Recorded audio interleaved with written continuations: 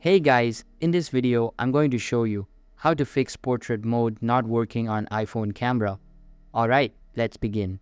So first of all, you have to start by opening up your settings and go to your camera. Simply scroll all the way until you see your camera option. Now once you are here, you have to simply make sure that your grid is off.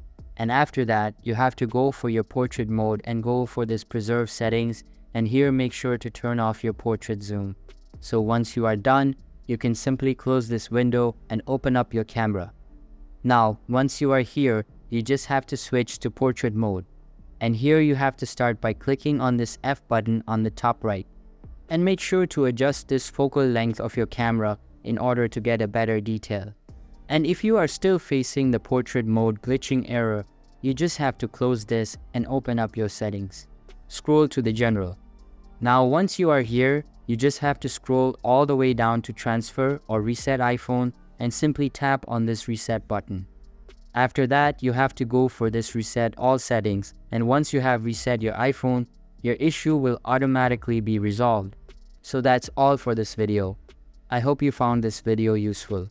If you did, make sure to like this video and subscribe the channel. See you guys in the next video. Thanks.